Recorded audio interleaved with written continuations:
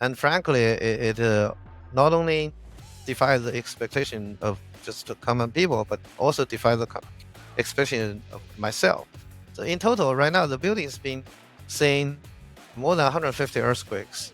It is Wow. probably the only man-made structure that's seen that many huge earthquakes to date.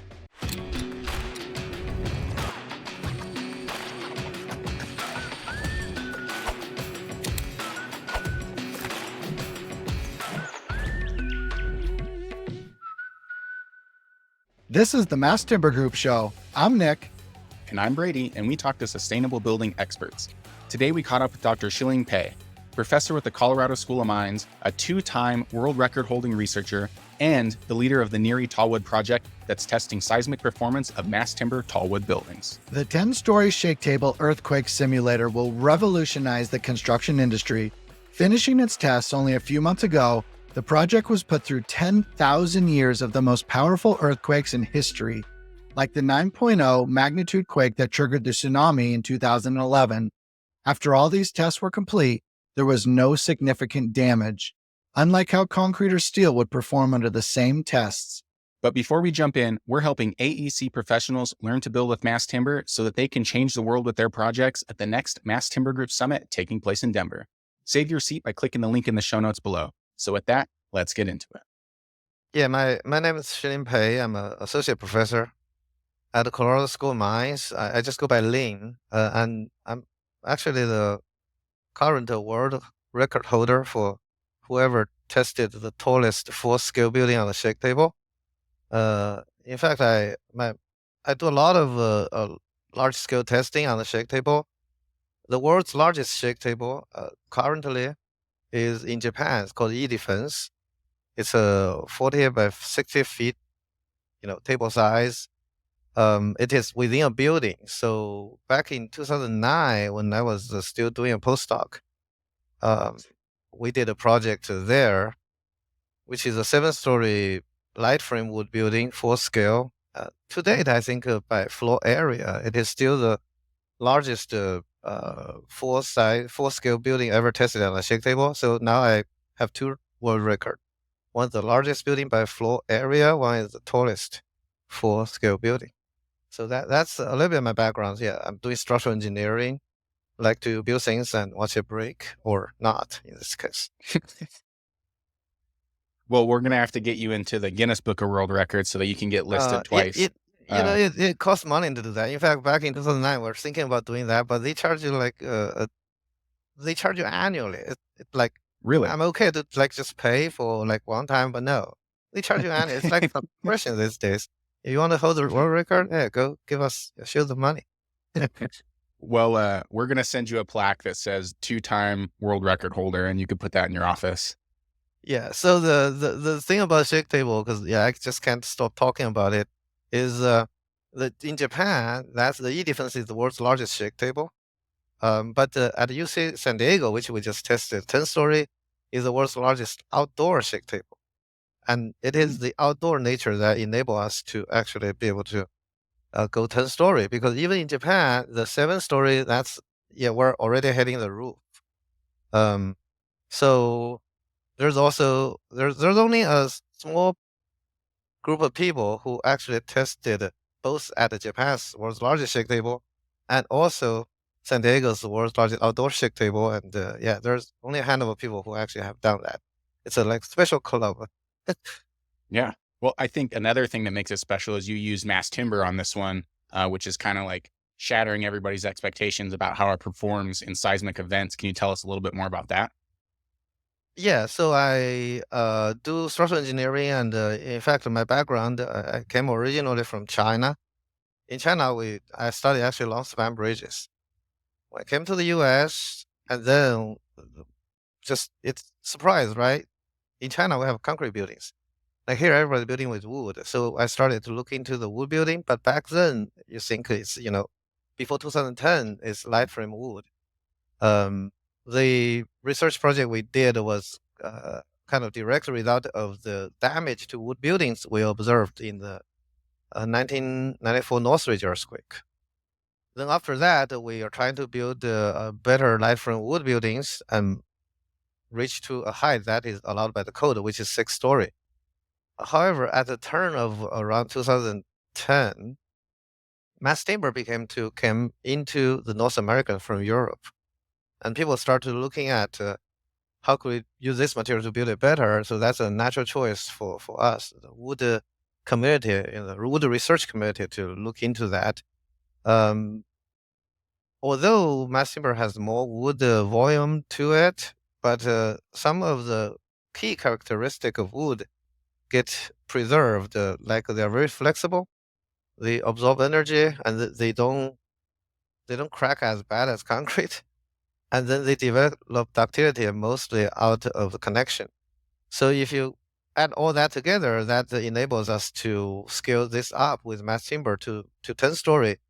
And frankly, it not only defies the expectation of just the common people, but also defies the expectation of myself. Because before, people were saying, okay, how are you going to test this? So we're going to build a building.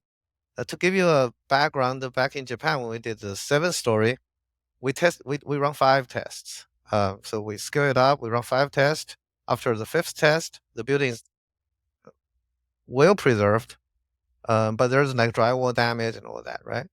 Um, but this one, I say, okay, well, maybe we'll be able to run like 20 earthquakes, because I also did another test, a 2 story. We run 14, but then we came to this building. I run 88 tests on the first phase, and then our Japanese collaborator came in. They reconfigured the wall a little bit to the Japanese standard. They run another 51, and then Japanese get off. Now Andre is continue running. He already run about 50. And then in between, there's a payload test from Michigan Tech. They add some dampers. They did 19. So in total, right now, the building's been seeing more than 150 earthquakes. It is Wow. probably the only man-made structure that's seen that many huge earthquakes to date. It's wildly impressive. We were talking to Thomas Robinson, the Mhm. principal architect at Lever Architecture, who, put their design work into it. And he talked about, please correct me, because it's just mind blowing that basically all of those earthquakes that you put it through in a very small period of time, it was basically the same as putting it through 2,000 years of earthquakes. Hey, we're going to get back to the podcast in just a second. But first, I have a question for you.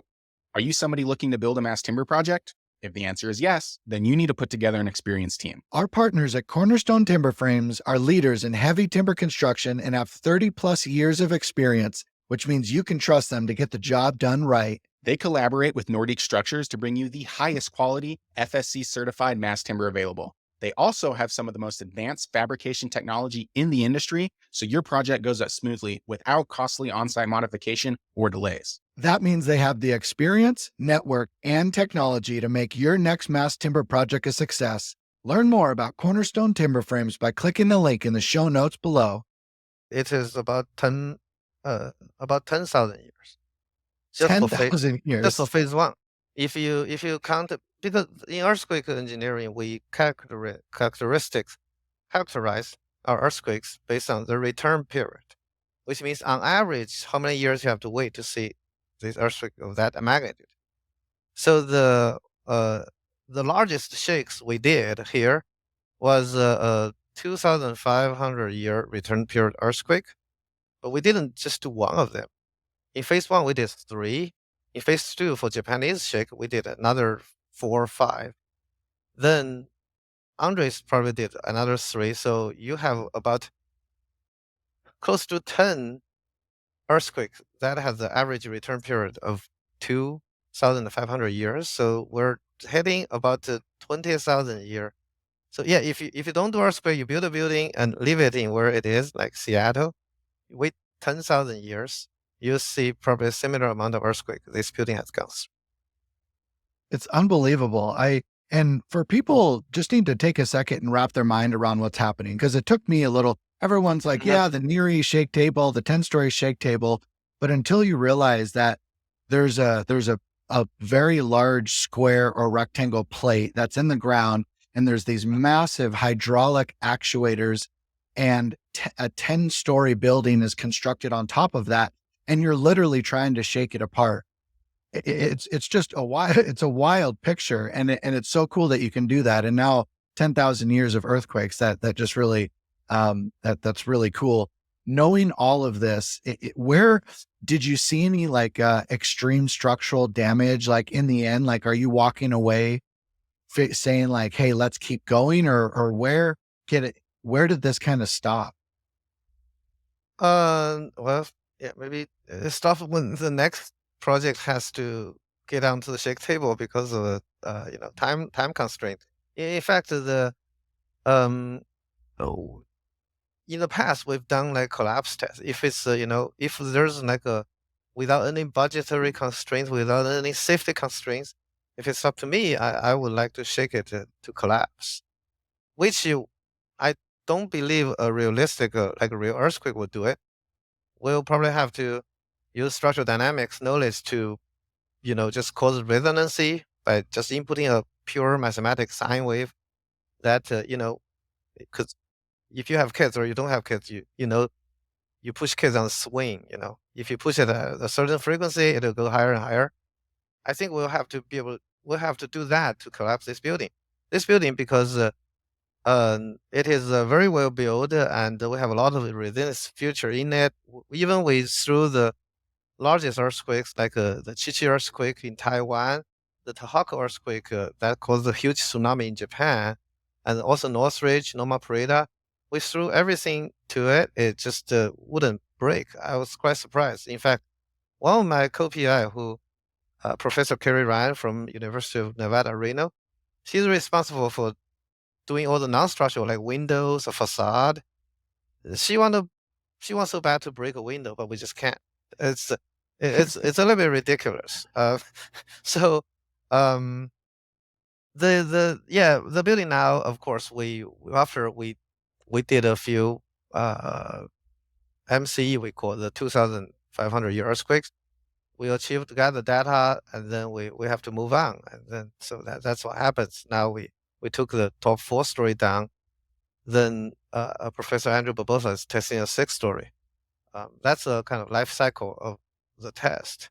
But yeah, if it's up to me, I'll collapse it. I think with the right input, we probably can, but just not with a realistic earthquake.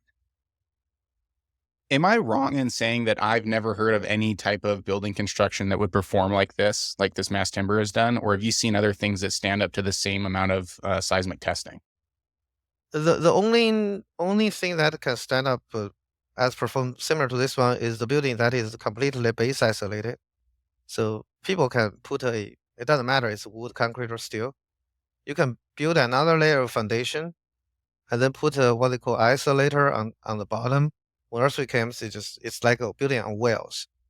I think this building performs. That's the only thing that get close to the performance of this building.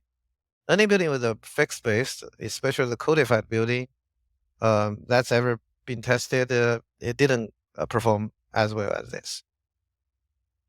What what do you think that the repercussions are for mass timber adoption in high seismic zones after all this data gets out? And I know there's a lot of code hurdles that have to happen, but doesn't this kind of open the gateway for mass timber to be put in these high seismic zones and start replacing other forms of construction on a cost for cost basis? Um, that's a very complicated question because from technological standpoint, yes, I would say certainly this will greatly enhance the argument that we should build more tall wood buildings in high seismic regions. But then you mentioned the last word about you mentioned 2 things. One is the code hurdle, which do exist, but more important, you mentioned about the cost. Uh, the cost hurdle is actually, if you look at, for example, UBC, British Columbia, in Vancouver, they have an 18-story Brook Commons building. That's a mass timber. That's in a moderately or to high seismic region, but they use a concrete core, which is a codified lateral system. So when you have a building, you have a gravity columns and floors. That's heavy mass timber. But you can pair that with a non-mass timber lateral system, like a concrete core or steel brace frame. But those will give you codified performance, which means a large earthquake comes, you'll probably be safe, but in the end, the core will be heavily distorted. You might have to tear your building down. But what this test tells you is that if you're gonna do mass timber anyway, why don't you also use the mass timber lateral system, which is the rocking wall we tested? Then we can guarantee that during a huge earthquake like Northridge or Tohoku, your building will be structurally damage free. You might have to patch some dry walls, some ceilings, but structurally, you can go back to the building like the next day. So I think that is going to help a lot. But when and eventually, I think this model will actually be cheaper than doing a mixed configuration with concrete or steel lateral system, because now you're sticking with just one trade, and also you don't have to wait for wait for the concrete tower to dry out or to cure. But the challenge is really the first one is the code. Uh, right now, it's not a system that anybody can just pick up and plug in numbers to do.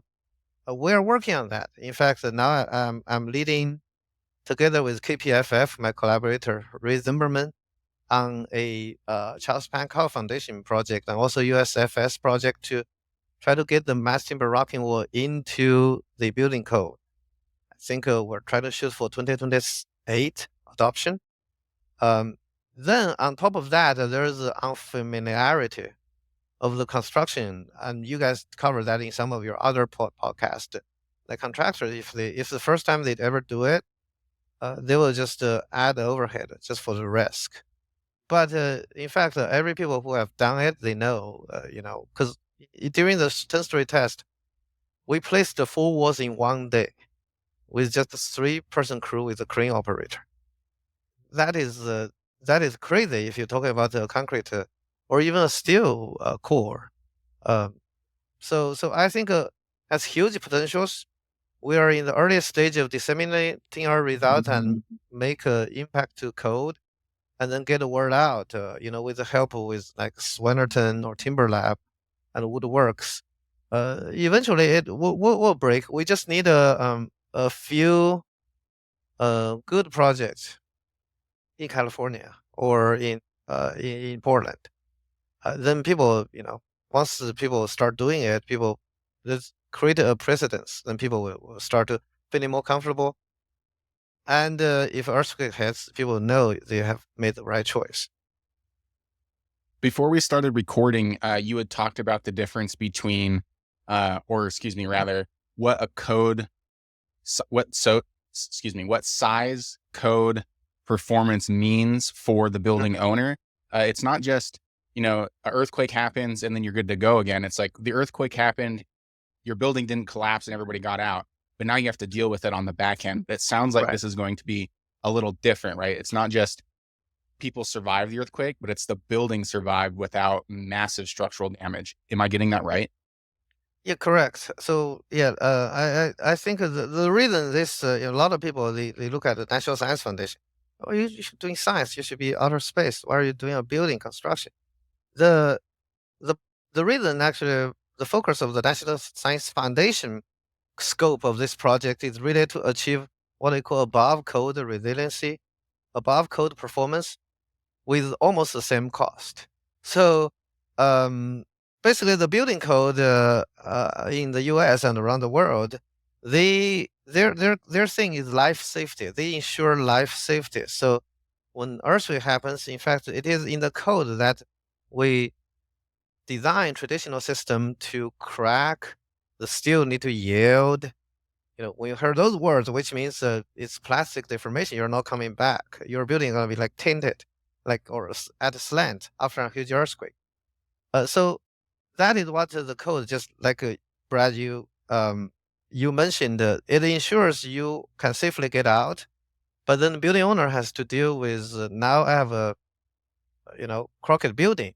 Can it be retrofitted? How much it cost? Or in most cases, if you look at like the 2011 earthquake in New Zealand, Christchurch earthquake, it A lot of buildings, they're all tall buildings. They're like 30 or 40-story buildings. They look actually pretty perfect from outside, but the core, like those concrete, the steel cores, they are deformed so much that it's beyond repair. So if you look at the how the landscape of Christchurch before the earthquake and after earthquake, a lot of buildings are gone, and it's very costly. It took like 3 or 4 or 5 years for the community and the downtown Christchurch to recover, and then they're not recovering to its original size. So imagine if you can keep all those buildings, then you don't need to do too much structural repair. That's what's expensive. And then you can go back. So we're really looking at the what we call resilient performance on those buildings, and the best material type that could do it is mass timber. I can with the data, I can see that with certainty. So I think we have a great opportunity here, but the challenge is really to have the building owner or stakeholders to realize that. In fact, there's a good story of me. I have a car that was in a rear-ended accident, this past summer. Then I called my insurance company. I was like, "Oh, I heard that you guys can provide rentals while my car's out." He said, "Oh, let me check." "Oh, sorry, you don't have that policy you don't have that in your policy." I was like, "What?" Then I was like, "How much is it?" He said, "Oh, it's like $5 a month." I said, "Oh, okay, I'm gonna add it every time." So if you think about doing innovation, and right now, the mass timber premium itself is like 5%, around 5 to 10%. Uh, on the long scheme of things, if we can somehow educate the building owner or the stakeholders to realize that it is like a rental car policy on your car insurance. You don't realize how much inconvenience that is until you're hit. But if you look at this $5, then I'm paying like $600 a year anyway. So yeah, let's just do it. For the earthquakes that you tested, were these I heard this, and this is why we're excited to bring you on. The educated expert. You're in charge of everything, and so you can just kind of rip apart like what the reality is and what isn't. But you took the world's most devastating earthquakes, I was told, Mhm. and not only like the shake table simulates them identically. Is that right? Like you're not just out there shaking this thing around like, Mhm. like however you want. Each each shake was identical to a real world earthquake. And on top of that, you did you did simulate the most destructive earthquakes in history. Is that right? Um, it's a complicated question. The first part, you're absolutely right. We're not just like doing some random shakes. We are taking record from a historical station which recorded how it is shaking. Then we input it into shake table. Then shake table with all their hydraulics, they move it around exactly as what's been recorded in history. Then the question, like the most damaging, it actually earthquake. That's why it is a very fascinating study. Is It's different depending on the building. It's almost like I ask you, oh, did you give the kids the best pie in the world? No, I say it depends on the people because earthquakes that depend on the building. Some earthquake, if it's like the swing story, if the building has a frequency that is matching what earthquake's input, then it causes more damage, vice versa. But I could say, yeah, we put if you look at the magnitude wise, the Japanese earthquake that's a point 0.9, 9.0. Um, of course, but of course we didn't we don't have a station right at the epicenter. Right? We have a station like in Tokyo and other places. So yeah, you could say we inputted the world's magnitude wise largest earthquake or close to largest. I think the largest technically is Alaska or something. But yeah, maybe largest recorded motion earthquakes. We inputted that, and then we also not just input the original motion. Some motion they recorded to be small. We actually have the ability to actually scale them up. So um, yeah, I hope that answers your question. It is a No, hard yeah, question because there's no consensus on what is the most damaging earthquake, simply because every buildings are built different. right. I mean, even just the 9.0 Japanese earthquake, it's with no structural damage. It's just unbelievable. It's super cool. It's pushing the entire industry forward. It's almost like the industry doesn't even know about this yet. I mean, this stuff was just completed like only a couple months ago. No, after all of this, there's a huge team around you, and all of this technical data that is being recorded with all this very fine tuned, recordings. What was there anything that just stood out? Like, you looked at you looked at your team and you're like, oh my gosh, this is, we can't even wrap our head around this. Like, what in the data did you feel was the most important or the most impactful that you're excited to tell the world? Mm, yeah, we're still digging through the data. Our first paper is still in progress. I think we're gonna try to submit it by the end of January. Um, I think the damage of observation or the lack of it, the resiliency, not only on the structural component but also on the non-structural facade, windows, those components. I think those are the most impactful. I mean, it's hard to put a number on it, but for a large scale test like this, as researchers, we do numerical simulation all day long, and we often tell people, yeah, if you do this design, your building will perform very well. But then people is gonna say, hey, show me. And then we'll say, oh, okay, well, we'll do some next scale test. Oh, no, that's not real. Then, yeah, we'll have to come out and do a full scale real test and then prove the point. The specific data, like acceleration or displacement and all those, they are specifically attached to this building, which means it'll be very valuable, which we will make it public because the National Science Foundation, after a data embargo period, where all the researchers from the world will be able to use that data to verify their model to make sure they're modeling things right, mass timber. But I see those as building specific because that's just this design. I think the most valuable thing about the test is it crushed the uh, conceptual or mental barrier of how people can expect from tall wood buildings. One thing I want to say is that kind of a, I came in with some idea, and then I came out to think a little bit differently. I think that's like even for me, I learned something. Like that thing is, remember, in 2017, so which is 5 years ago, about 6 years ago, we did a two-story test with the same system, just to try to learn more so that we can prepare for the 10-story. I think, oh yeah, that's cool. Two-story is good. But now after I'm done with the 10-story, I think we should have a height limit on wood buildings, massive buildings in high seismic region. But my height limit is not how high you can build. It's like how high you have to build.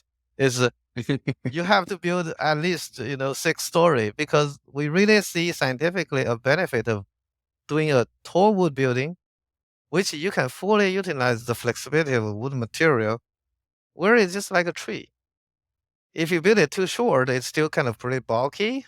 Actually the wood, the flexibility of wood doesn't really play out. But for 10-story, you can see when we're running those huge tests, when the earthquake attacks very, very, very violently, I'm actually not worried at all. The thing is just um, flick around just like a tree. It kind of go into a curve like a sine wave, and they just dissipate energy. And then after everything's said and done, you go check. You want to find some cracks? No, it's not like concrete. You see cracks all the way. So I think tall wood building. What surprised me is really it is a match made in heaven for for high seismic region. As long as people dare to actually be the first to do that. How many different kinds of mass timber did you have in the building, like CLT, glue lam, things like that? Oh yeah, let me bring my list. Yeah, there's CLT floor. There's a GLT, which is glue laminated timber floor, panel floor. Then there's a nail laminated timber floor. Then there's a dow laminated timber floor. Then there's a veneer laminated timber, which is the new product by Boise Cascade, which is basically plywood floor. Then on the wall, we have the CLT rocking wall, which is donated by Smart Lamb. And then we have the MPP rocking wall from Ferris. Then all the columns and beams, they're from Boise Cascade, they're LVLs. So in total, you have like 7 or 8 different wood mass timber product. And also the CLT and GLT, they're actually from Europe. They're donated by Mass Timber Service, one of our Canadian suppliers. So it is an international building. And uh, who's that? Yeah, Swearengen. Yeah, when they constructed it, like Brooke from Swearengen, he's like, "Oh, this is such a Frankenstein building." I was like, "Yeah, well, I like to call it a mass timber material museum." It's so it's yeah. In fact, it's crazy. Like when they try to ship it from Europe, that during COVID, and then the LA like port was closed for like 3 months. We have to like wait. Yeah, a lot of stories. Yeah. Was there any performance difference across those different material types, or like across the board, they were all solid? Yeah, I think the broad brush, it is all solid. Of course, you do need like all the different floors. They were designed by in collaboration with us by the supplier. What we did is that for us, we simulate the building before we test it, so we know exactly what is the maximum force on each floor. Then we send those demand to, like for example, NLT DOT is by Structure Craft. Their engineer would design all the floor for us. Then we did some design in house, like for the Boise Cascade panel. Uh, I think engineering wise, as long as you like design it correctly, they they are equivalent. But of course, you get into the detail, like on certain situation, on certain project, certain availability, which one's going to be more expensive. I think, you know, like real people, they talk about cost and the aesthetic. Yeah. So those are two things that, like in the real world, that what matters. But on the engineering, structural engineering side, they're all the same. You just need to apply your design correctly. And did you also have different assembly design systems? Like, was there floor and column connections? Was there floor beam column? Like, was there different variety in those type of things? Um, in design, yes, but all the connections, all the joints, they're all supplied by or donated by Simpson Strong Tie. We work very closely with them.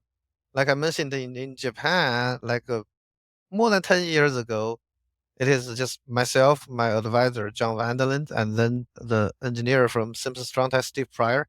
We did the Japan test.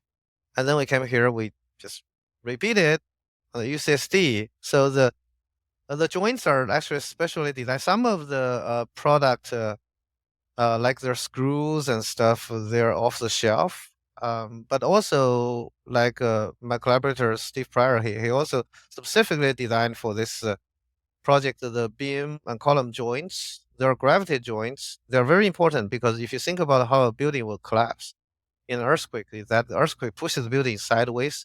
They push it far enough, then your beam on set on the column, then the entire thing just goes. And then Steve knows that we're gonna test this building at least 40 or 50 times. We did much more, but and then he know his gravity connection has to survive about 10 uh, maximum considered earthquake, which is earthquake with 2,500 year return period. So he specially detailed those so that they can rotate to a very large amount without losing the capacity to carry the load, without getting any damage. And then it performs exactly like what we expected. So the uh, the connections, gravity connection in this building is a little bit different than a typical building because we know it has to see 100 earthquakes. But there's a variety, but they're all provided by Simpson Strong Tie. So what is next? It sounds like that we're really just unpacking the tip of the spear. I mean, you have Yeah. these mega structures going out, out there, and who knows, maybe, mass timber really doesn't make sense on some of these like 50, 100-story skyscrapers that are kind of towering in New York, but it feels like that you would just want to go bigger next time too. Is there plans to do that in the future? Um, I think right now my immediate next step is to put the massive rocking wall system into the building code, which I'm gonna continue working on for the next 2 years. Then, in parallel, I think through the dissemination of what we found out from the project, I really would like to see if it could. Some people in California or in Washington or Oregon pick this up to build I mean, don't go like too high, but yeah, around 10-story or around 10-story real project with a mass timber rocking wall system. I would like that to happen in the next couple of years. Then after that is and then I think there's also other possibilities like seismic retrofit of existing buildings. People are adding additional floors on top of existing buildings. If you're doing that in seismic region, I really hope people look into our test and our studies and try to draw inspiration and confidence into really pushing the envelope of building industry from a merely code compliant into resiliency. And believe me, as bad as it sounds, it wouldn't cost you too much more. It's just like your rental insurance on your car. Um, and then, you know, yeah, I don't know. I think we pretty much reached the limit of how high we can test on that shake table. Although the shake table is outdoor, you can in theory test a 30-story building. But from a structural engineering standpoint, you need to consider a realistic aspect ratio, which is like the how wide your building is versus how tall. You want it to be more representative. And for the size of shake table right now at UCSD, unless they add some like expansion to it, 10-story is probably reaching the limit of realistic aspect ratio that you can apply. So I don't think in my future I'll do taller buildings, but maybe if there's a more innovative mass timber based system, we might test that. And also, yeah, maybe I'll just forget about California. I'm going to Florida. I'm gonna test the mass timber building under wind. So we could do that. So knowing that you're going to submit a paper in January, and you talked about, this takes a long time to get into actual building codes, and you kind of, foreshadowed maybe like 2028. When that paper gets submitted in January, what's the process? And then afterwards, what is as a developer, as an investor, as an engineer, are they able to take that paper and say, hey, city of you name it, anywhere in America or anywhere in Canada, because the NHERI shake table did this and proved this, is it able to bypass codes? I mean, maybe I'm saying it the wrong way, but kind of help Sure. fill me in. Like, what is this paper going to do for the world of mass timber, tall wood? I mean, you could never bypass code. But even now, like as we speak, even without the paper, there is a code provision that's embedded in current code saying it's called alternative approach, which allows the engineer to seek alternative design approach to design any building they want, as long as they can convince the local building official because they have the final jurisdiction on jurisdiction have authority to allow to permit the building. So as long as you can do that, then you can do it, and you are still complying to the code because you're going through that specific code pathway. So I think the paper is more for scientific reasons. That's a little bit less relevant to a real project. Say if like San Diego, I'm up here right now. If a investor or a building owner want to say, "Hey, yeah, I saw that. Let's just do that," then with our study, with the test, it'll be much easier for the design team to convince, just like you said, take it to the building official, and then what do they need to provide to the building official is depending on case by case basis. So that's why it is not standardized. But now with a real building being tested through so many earthquake, but still remain damage free, I think it will be much easier. The process is really, if you're gonna pursue that approach, you do a design, and then you go to the building official. Building official is gonna say, "Hey, I need peer review." So basically, not your firm, not your cousin's firm, but just some expert in the field. They form a committee, they'll peer review it, then they'll kind of give it okay. Then with then the building official can stamp the thing, then you can build. In fact, even before we did the test, the framework projects by KPFF at the liver, they were fully permitted back then. So it's just because the money somehow didn't came through. You can do it right now, and the fact that we did a test and we can testify of the performance, it'll just make it much more easier to convince the building officials.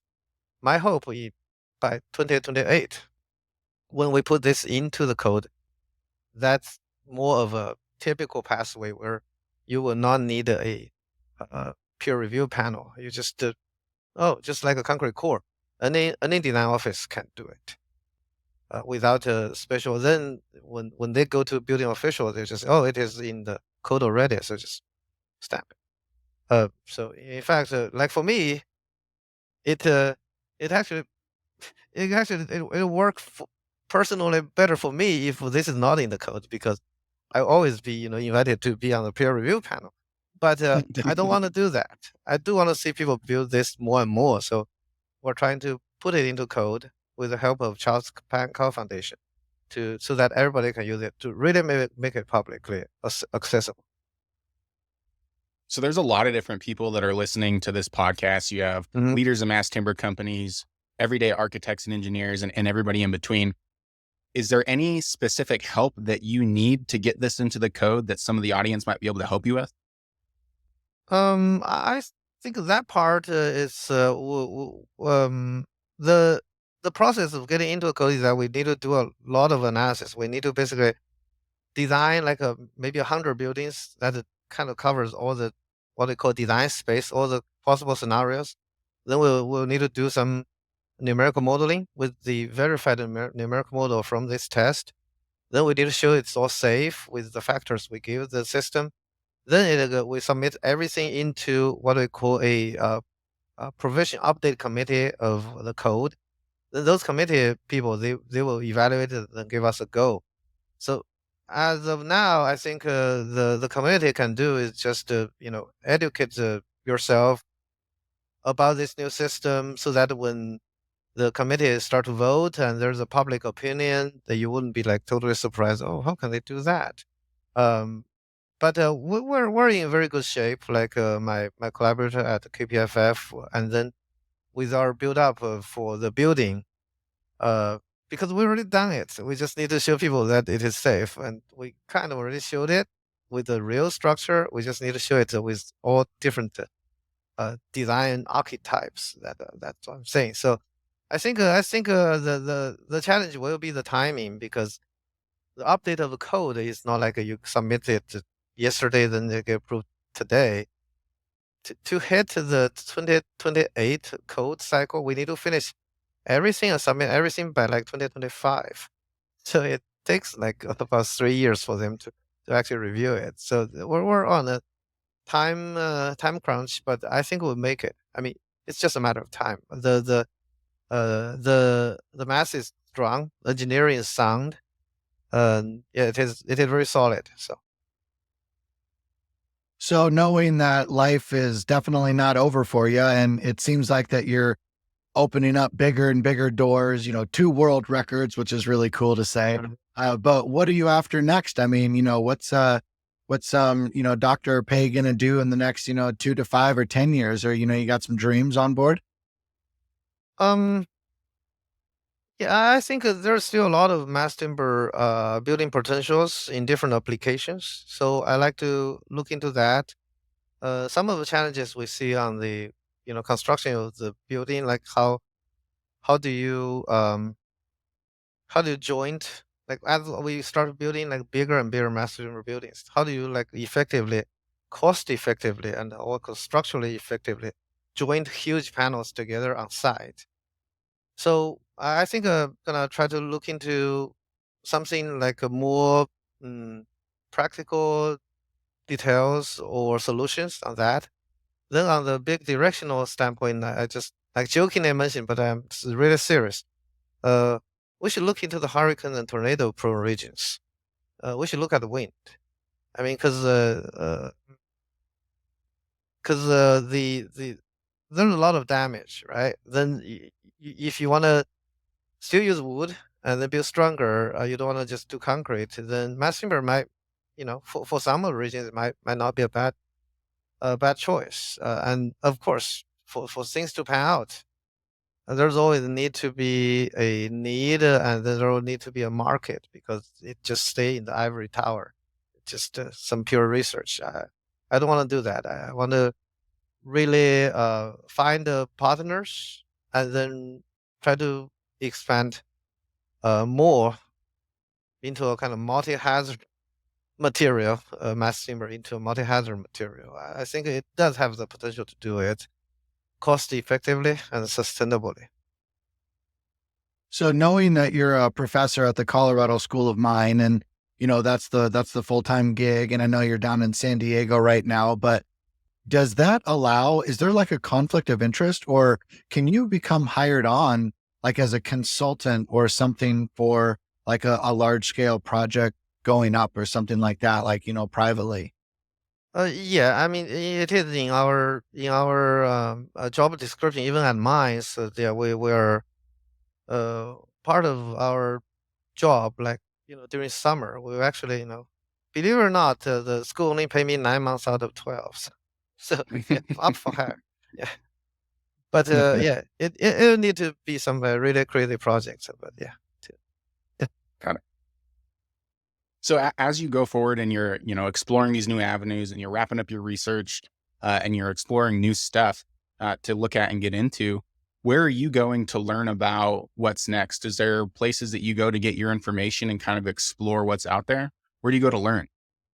Um, yeah, that's a good example. Like I'm now done with the 10 story with already some papers. Then I'm actually gonna travel around the world.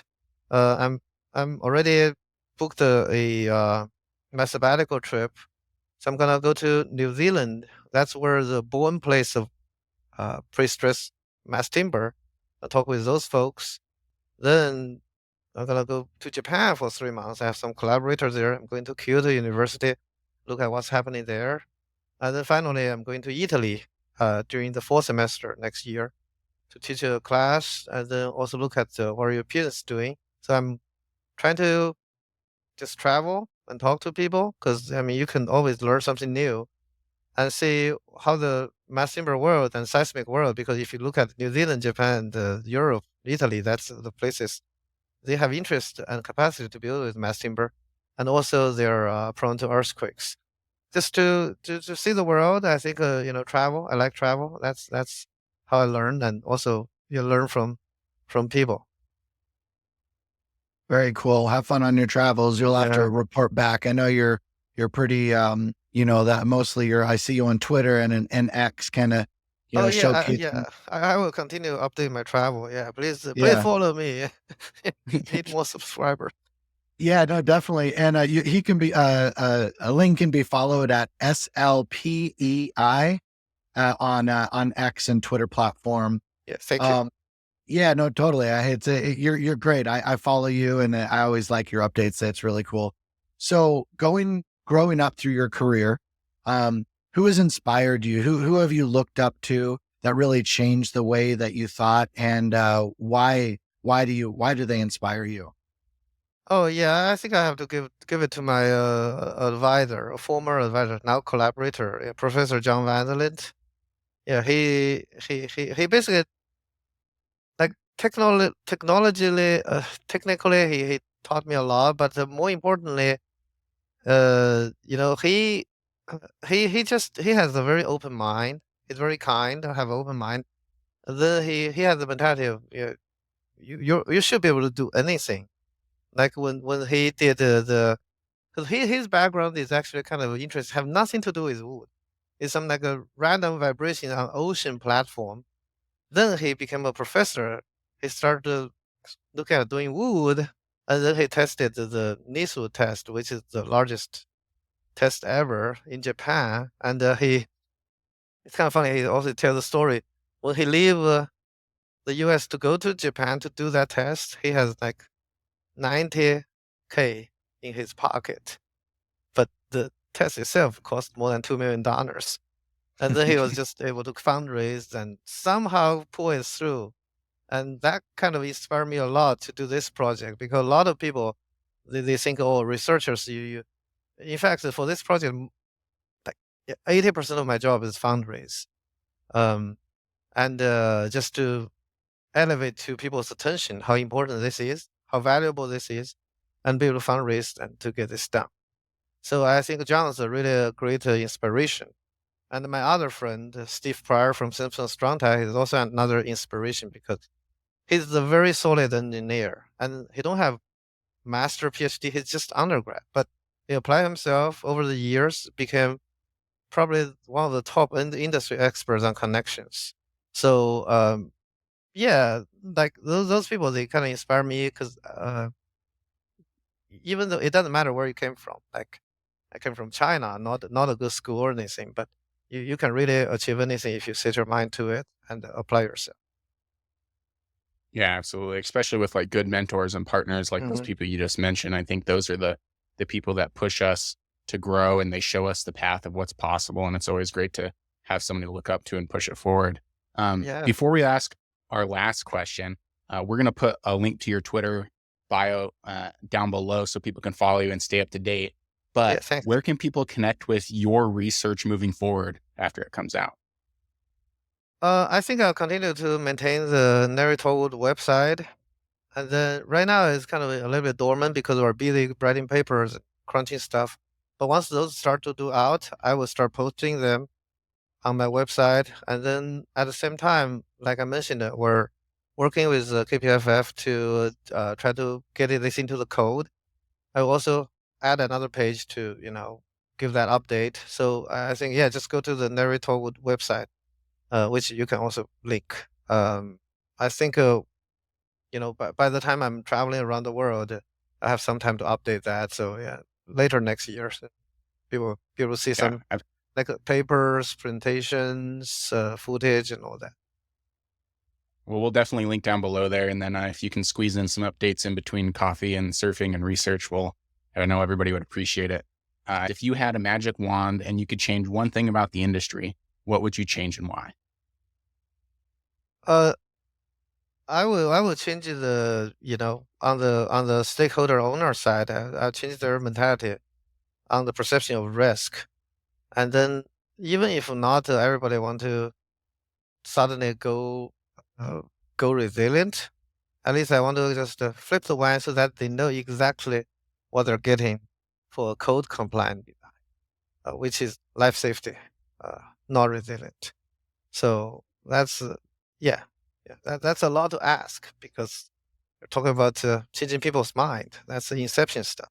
That's, maybe I should go into people's dreams and just tell them, do mass timber. Do some healthy brainwashing. Well, this has been a pleasure, and we get to see each other from time to time. You're Hmm. one of the members on the Colorado Mass Timber Coalition, and we kind of sat side by side. You're always a breath of fresh air with all the data and information you have. You're on the bleeding edge of this technology push, and so it's always fun to talk to an expert. So thank you so much, and we will see you around the industry for sure. Take care. All right. Hey, thanks, Brady. If you are looking to build a mass timber project, come meet the Cornerstone Timber Frames team July 31st through August 2nd at the Mass Timber Group Summit in Denver, Colorado.